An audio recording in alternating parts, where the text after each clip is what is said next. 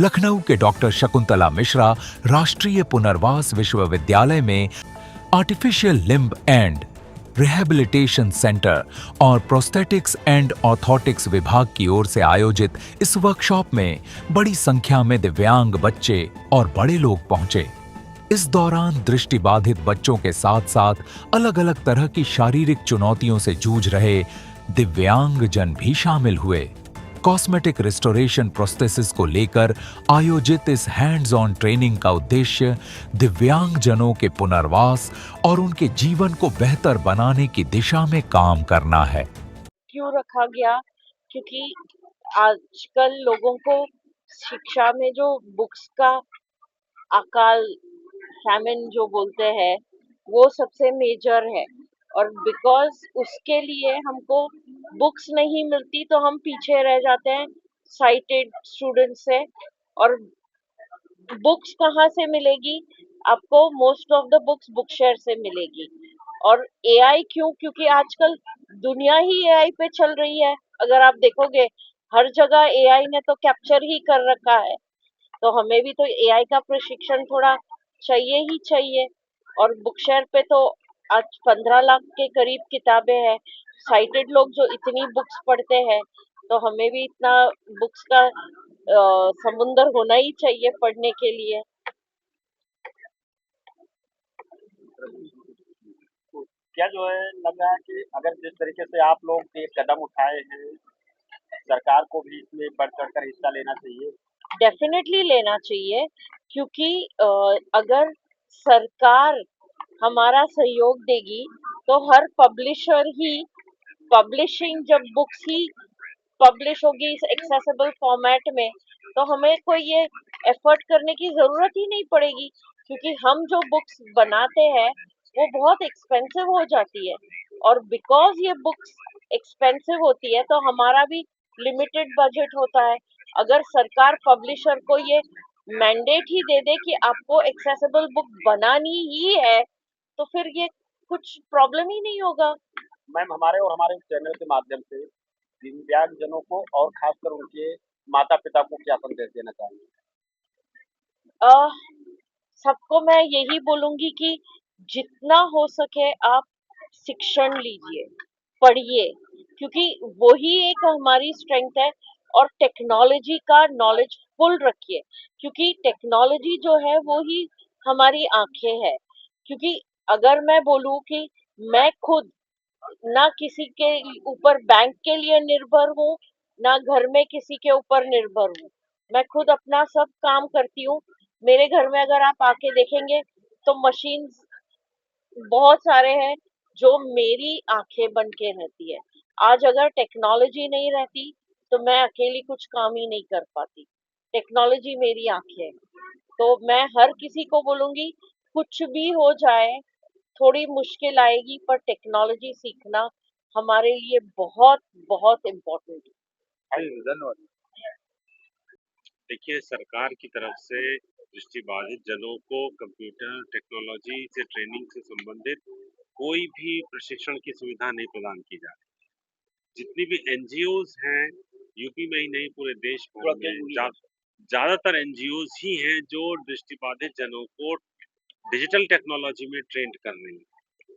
तो ऐसी स्थिति में सरकार का इस कार्यक्रम को लेकर के या इस प्रकार के किसी भी प्रशिक्षण को लेकर के कोई भी सहयोग हमें फिलहाल प्राप्त नहीं हो रहा।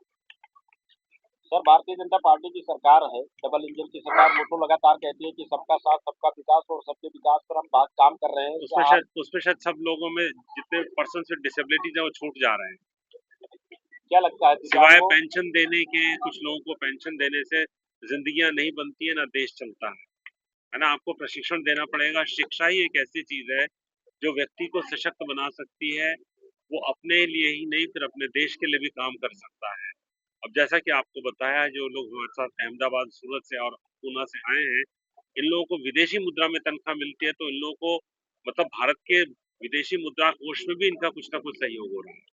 तो अगर प्रशिक्षण दिया जाए, सुविधाएं दी जाएं, तो निश्चित रूप से हर पर्सन विद डिसेबिलिटी भी देश की उन्नति में अपना सहयोग दे सकता है। फिर डबल नहीं ट्रिपल इंजन की सरकार हो सकती है।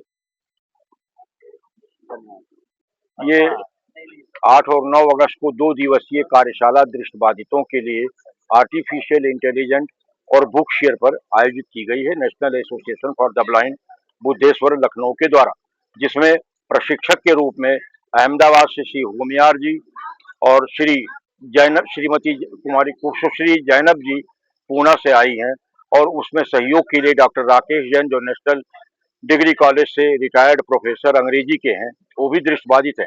और ये सारे प्रशिक्षक दृष्टिबाधित हैं जिनके बारे में हम बता रहे हैं। जैनब जी पुणे से हैं और संजोग जी भी आए हैं अहमदाबाद से ही, वो भी इसी क्षेत्र के मर्मज्ञ व्यक्ति हैं।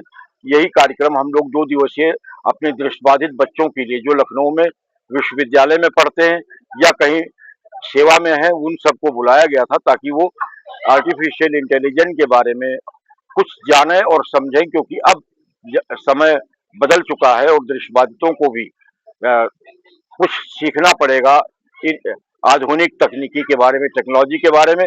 वैसे भी यह सरकार जो है वो नौकरी तो दे नहीं रही किसी को, तो कम से कम ये प्रशिक्षण लेकर प्राइवेट सेक्टर्स में लोग जा सकें तो ज्यादा अच्छा होगा, क्योंकि सरकारी नौकरियां तो मिल नहीं रही और सरकार देना नहीं चाहिए। कागजों में आरक्षण है 4% का, पर 4 आदमी को भी योगी जी ने 10 साल में नहीं लगाया। तो ये सब है, और ये कार्यशाला काफी सफल रही है, बहुत अच्छी रही है, काफी बच्चों ने सीखा है, और हो सकता है साल 6 महीने में फिर हमें ये कार्यशाला और विशेषज्ञों को बुलाकर करानी पड़े तो कराएंगे। मीडिया का हम विशेष आभार व्यक्त करते हैं, इन लोगों ने कल से पूरा सहयोग किया है। कल आज के समाचार पत्रों में भी पर्याप्त समाचार प्रकाशित हुआ है, और मैं समझता हूँ कल भी होगा। आज इसका समापन होगा 5 बजे। तो यही हमारे कार्यक्रम की रूपरेखा है। सर, एआई बुक शेयर जैसी तकनीक दृष्टि दिव्यांग विद्यार्थियों के जीवन में कितना बदलाव ला सकती है? पूरा 100% बदलाव ला सकती है। 100% वो दृष्टिवानों से भी अच्छा काम कर सकते हैं एआई और बुक शेयर को अगर पूरी तरह अपने जीवन में अपना ले। सर, इसका सबसे बड़ा उद्देश्य क्या है? इससे विद्यार्थियों को सीधे तौर पे कितना लाभ होगा? नहीं, ये तो मैंने पहले ही बताया आपको कि यह सीख करके वो सरकारी सेवाओं में नहीं तो प्राइवेट सेवाओं में, ये जो 3 लोग बाहर से आए हैं, चाहे होमियार जी हो, चाहे जैनब जी हो, चाहे संजोग जी हो, ये तीनों लोग ही दृष्टिबाधित है और कहीं कोई नौकरी नहीं कर रहे हैं, ये प्राइवेट सेक्टर में ही नौकरी कर रहे हैं। जैनब जी केवल ट्रांसलेशन का काम करती तो 1 घंटे में 6,000 रुपया मिलता है। होमियार जी लाखों रुपया महीना पा रहे हैं, केवल इसी काम को लोगों को प्रशिक्षित करते हैं और उन कंपनियों से जुड़े जो एआई और बुक शेयर का काम करती हैं। अमेरिका से बाहर की कंपनियां हैं और वो दृष्टिबाधितों को निःशुल्क भारत में पुस्तकें ऑनलाइन उपलब्ध कराती हैं। तो अगर हमारे बच्चे भी ट्रेंड हो जाएंगे, प्रशिक्षित हो जाएंगे, तो वो भी सरकारी नौकरियों के बजाय प्राइवेट नौकरियां और प्राइवेट सेक्टर में, कॉल सेंटर में, तमाम जगहों पर सेवा आयोजित हो सकेंगे। ठीक है, धन्यवाद। कुछ सरकार के खिलाफ भी तो पूछ लीजिए। लंबा हो जाएगा। हम सरकार के खिलाफ खुद बोलना चाहते हैं भाई। एक बाइट और कर लेना किसी की, एक बाइट और किसी की कर लेंगे। हाँ, सरकार के खिलाफ बता दीजिए तो आप बोलेंगे, हम लोग भैया और किसी की कर ली, बता दीजिए। हाँ, ये इधर कर लीजिए भैया पहना दीजिए।